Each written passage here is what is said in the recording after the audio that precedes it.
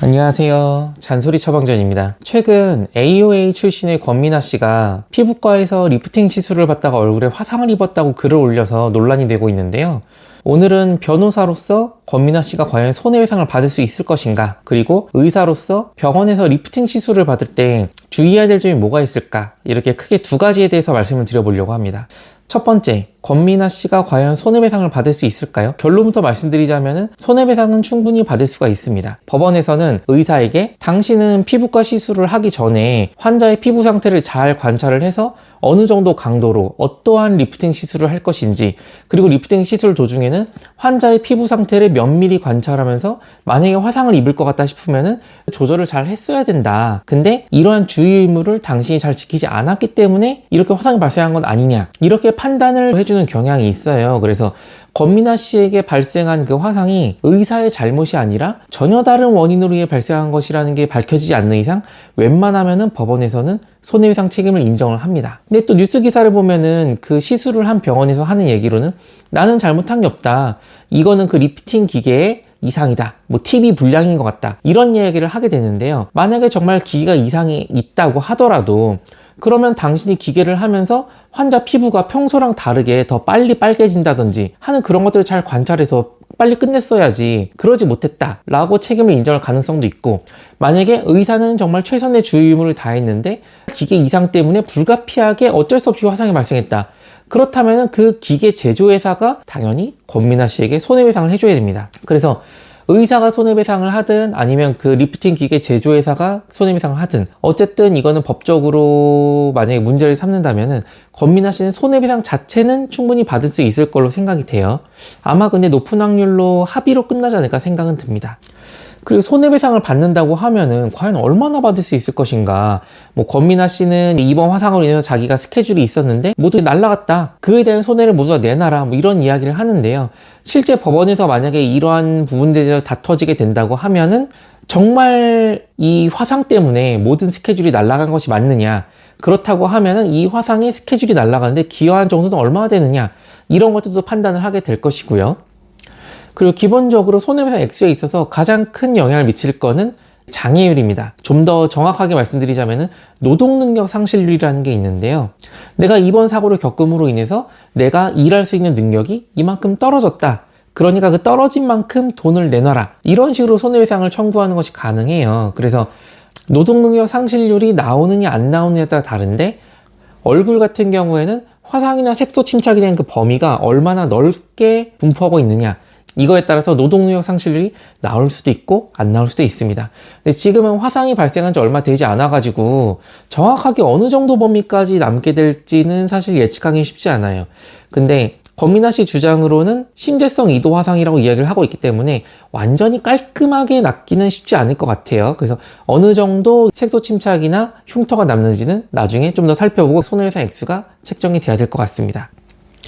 그리고 요즘 뭐 안티에이징 리프팅 시술을 많이 받으시죠?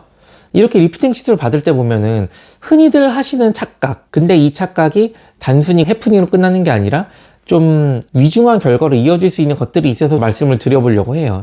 첫 번째, 시술은 무조건 센 게 좋다. 결론부터 말씀드리자면 당연히 아닙니다. 리프팅을 받으러 병원을 가게 되면은 그 리프팅 기계의 출력이나 강도를 조절할 수 있단 말이에요.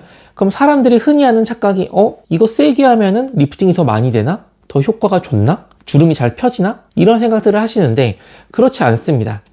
그 리프팅 기계가 뭐 울세라, 써마지, 뭐 온다 리프팅, 쉬링크, 뭐 여러 가지 종류가 있고 그 기기마다 조금씩 원리가 다르긴 한데, 정말 단순해서 말씀을 드리자면은 여러 가지 방식으로 에너지를 우리 피부의 특정 층에 전달해주는 방식이거든요. 대부분은 그게 열 에너지로 바뀌게 됩니다. 뭐 여러분들 뭐 오징어라든지 삼겹살이라든지 구워보신 적 있으시죠? 그런 것들은 주성분이 단백질입니다. 단백질에 열을 가하면 어떻게 되죠? 쪼그라들죠. 사람의 피부도 마찬가지예요. 사람 피부층 중에 상당 부분을 차지하는 게 단백질인데 그 특정 단백질층에 많은 에너지가 가해지고 그걸로 인해서 열이 발생한다? 그러면은 그 단백질 모양이 좀 변형이 됩니다. 물론 에너지를 가함으로 인해서 자극이 되고 회복 과정에서 뭐 피부를 좀 더 쫀득쫀득하게 만들어준다 이런 것도 있긴 한데, 기본적인 원리는 피부의 특정 층에다가 에너지를 가해주는 거란 말이죠. 그렇기 때문에 에너지가 과도하게 가해지면은 당연히 화상이 발생할 수밖에 없어요. 사람마다 피부 상태가 모두 다르기 때문에 똑같은 에너지를 조사한다고 하더라도 나타나는 효과가 다를 수밖에 없습니다. 그리고 무조건 많이 세게 하면 당연히 단백질이 많이 쪼그라드는 것 자체는 팩트예요. 근데 여러분이 원하는 거는 단순히 피부가 쪼그라드는 게 아니잖아요. 적당히 피부에 자극을 가해서 내가 젊어 보이도록 리프팅 되는 효과를 원하는 거지, 무조건 에너지를 많이 가하는 게 목적이 아니란 말이에요. 그렇기 때문에 의사들한테 무조건 좀 세게 해주세요, 이런 이야기는 하지 않으시는 게 좋습니다. 물론 환자가 아무리 의사에게 강하게 해달라고 요청을 한다고 하더라도 당연히 의사가 특정 레벨 이상으로는 안 됩니다, 위험합니다, 커트를 하긴 할 거예요. 그런데 환자가 반복적으로 더 세게 해주세요, 세게 해주세요 하다 보면은 의사도 그거를 마냥 거부하기 힘드니까 조금씩 올려주다 보면은 어느 순간 화상이 발생을 하죠. 그래서 제가 사건을 하다 보면은 결혼식을 앞둔 여성분들한테 은근히 화상이 많이 생겨요. 결혼식이 얼마 안 남았다? 최대한 예뻐지고 싶죠? 그러다 보니까 시술도 세게 하고 싶고, 그러면서 무리한 요구를 하다가 결국 화상으로 이어지는 경우도 많이 있습니다. 그래서 무조건 강도가 세다고 해서 여러분의 피부가 좋아지는 건 아니니까 의사와 충분히 상담을 해보고 본인에게 맞는 리프팅 기기와 강도를 정하시는 게 중요해요. 그리고 리프팅 받아보신 분들은 알겠지만 기계마다 그 고통의 강도가 다르긴 한데, 이게 좀 아픈 것들이 있습니다. 그 중에서 특히 많이 아프다, 아니면은 뭐 어떤 사람은 그냥 버틸 수 있는 만한 고통이라고 하더라도 나는 고통에 굉장히 민감하기 때문에 이 상태로는 시술을 받을 수 없다, 그런 분들은 수면 마취를 한 상태에서 시술을 하는 분들도 있어요. 근데 갑자기 숨을 안 쉰다든지 심폐정지가 발생한다든지 이런 사고가 좀 종종 터지는 편이에요. 물론 그렇게 많이 생기진 않고 대부분의 환자들이 별탈 없이 끝나긴 하지만 생각보다 그 시행 횟수가 많다 보니까 사고가 터지는 경우가 많거든요. 그래서 가급적이면은 수면 마취는 하지 않은 상태로 시술을 받으시는 걸 좀 추천드리고 싶어요. 특히나 저한테 오시는 분들 같은 경우에는 그렇게 수면 마취로 시술을 진행하다가 사고가 나서 오시는 분들이 워낙 많고, 피부과 시술 같은 경우에는 내가 통증을 참을 수만 있다면은 사실 수면 마취를 안 하고 받는 게 불가능하진 않단 말이에요. 만약에 내가 그 시술을 꼭 받고 싶다, 근데 통증이 너무 취약해, 그러니까 수면 마취를 해서라도 받고 싶다 라고 하면은 수면 마취를 했을 때 그 리스크에 대해서는 분명히 인지를 하시고 결정을 하셔야 됩니다. 막연히 별일 없겠지, 다른 사람도 다 괜찮다고 하니 나도 괜찮을 거야, 물론 대부분은 괜찮습니다. 하지만 수면 마취로 해서 종종 사고가 터지고 있다는 사실은 분명히 인지를 하시고, 저는 가급적이면 추천해드리고 싶지가 않아요. 이런 피부과 시술 관련해 가지고 가장 많이 하는 게 리프팅, 아니면 보톡스, 필러 이런 것들인데요.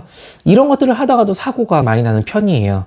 다음번에는 또 다른 미용 시술 관련해서 발생할 수 있는 그런 리스크들에 대해서 말씀드리도록 하겠습니다. 오늘도 영상 시청해 주셔서 감사합니다.